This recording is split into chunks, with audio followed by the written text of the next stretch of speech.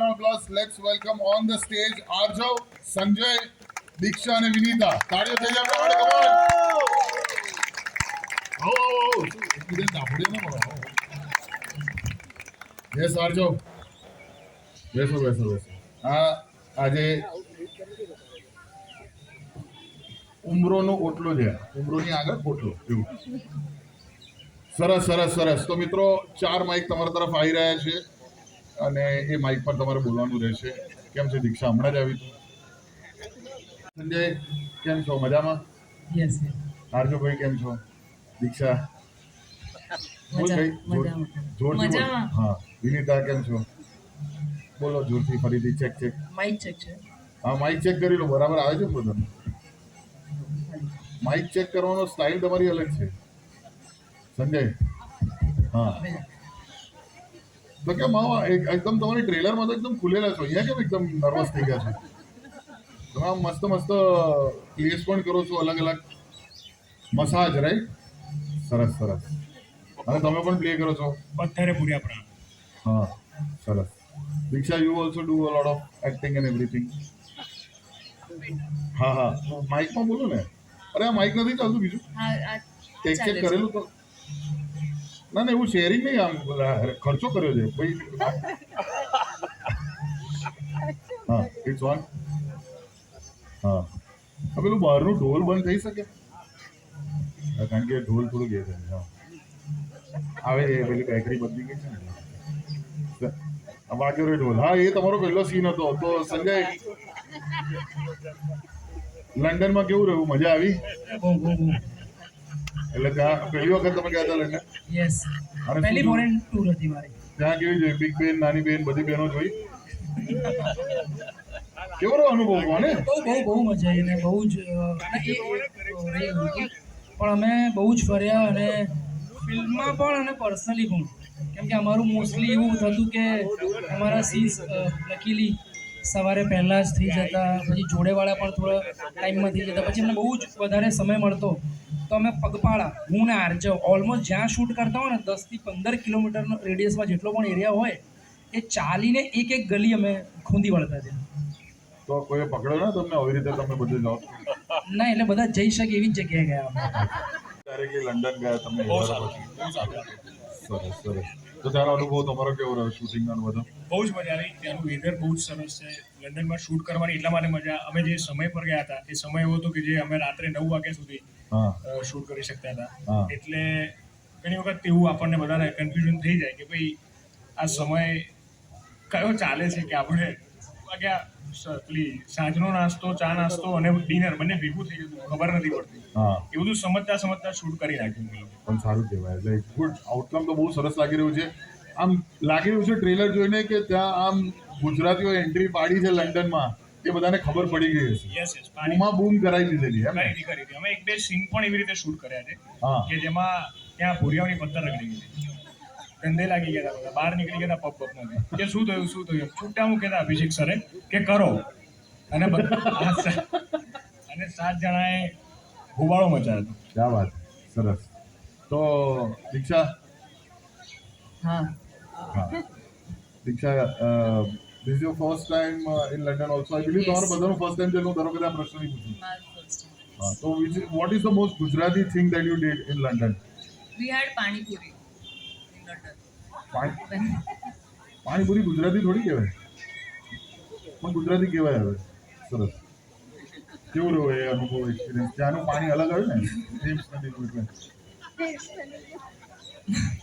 એટલે કે ત્યાં હતો આમ ચટાકો હતો તો આપણા અમદાવાદની પાણીપુરી જેવો? હા મને તો પાણીપુરી મળી જાય એટલે આવી જાય. સરસ. તો વિનીતા તમારો કેવો અનુભવ રહ્યો? What is the most Gujarati thing you did? I think અમારા કલેક્ટિવ આખી કાસ્ટના મળીને જે 30 કિલો ખાખરા અમે જે લઈ ગયા હતા. 30 કિલો ખાખરા એટલે એક બેગ આખી એના પર જે જીવ્યા છે. અને ખાખરા જ નહીં, આખું એક નાસ્તાનું સેક્શન સાથે ચાલતું હંમેશા. વાહ. આ બહુ સરસ. પ્રોડ્યુસર માટે તાળીઓ થઈ જાય મિત્રો. બહુ સરસ વ્યવસ્થા કરવામાં આવી છે કે જેમાં બહારના દેશમાં ખાખરાનો પ્રબંધ કરવામાં આવ્યો છે. સર્વાઈવલ ફૂડ કહેવાય. MTR માં પોહા અને રેડીમેડ ચા ના પેકેટ તમે ગમે ત્યાં શૂટ કરો વેમ્બલી હતું કે બહાર થયું એકદમ એવું કે લોકેશન યા કાંઈ ન મળે પણ ત્યાં પેલી ચાનું પેકેટ હતું આગળ ક્યાં વાત છે? જોરદાર. શું અઘરું નહીં, હું તમને ઉદાહરણ આપું. For example Johnny Lever. રમેશ મહેતા એવી રીતે ના, અહીંયા જે હાજર છે એમાંથી સંજય કરશે મૌલિક જગદીશ નાયક ક્યાં વાત છે? મૌલિક આવ્યા છે ક્યાંથી? અહીંયા નથી. અહીંયા જે હોય એ જ હા. જે પ્રેઝન્ટ હોય એ. એટલે તમારે આંખમાં આંખ નાખીને કહેવાનું છે. સમજો છો ગલસર સાહેબ? તમે અભિષેકભાઈ સંબંધો સુધારવા લોકો હા બોલ્યા છે એક્ઝેક્ટલી કે ખોટું નામ બોલ્યું અરે મજા કરાવીશું. એમ નહીં અમને ખબર નથી કે ભાગ્યે જ ગુજરાતી ફિલ્મો લોકોને મળતી હોય છે યાર તમે એક્ટરોની ભાવના સાથે આ રીતે ના રમી શકો આંખોમાં આંખ નાખીને ને બધું તમારે આવી રીતે અરે પણ હું સારું કરાવડાવીશ યાર. બે ચાર હું મોઢા જોઈ લઉં અમે પછી યુટ્યુબમાં નથી ચલાવતા ચેનલ ભાઈ અમારે આના ઉપર જ ચાલે છે.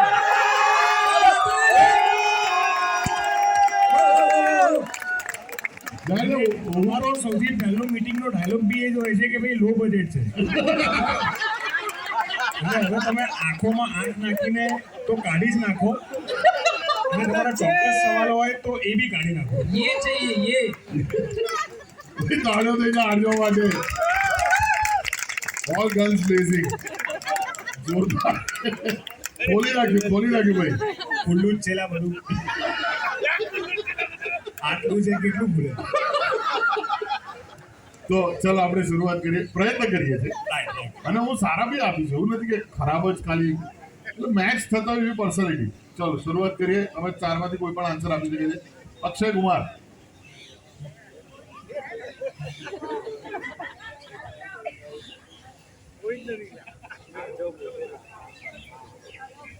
રેપિડ ફાયર છે હો.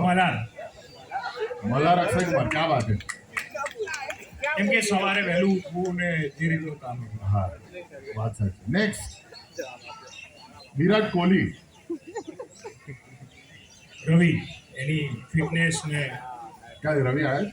બાપુ આવ્યા છે ભાઈ આવશે. હા તો રવિને કહી દઈશ ભાઈ. રવિ યસ. નેક્સ્ટ મધુબાલા. શ્રદ્ધા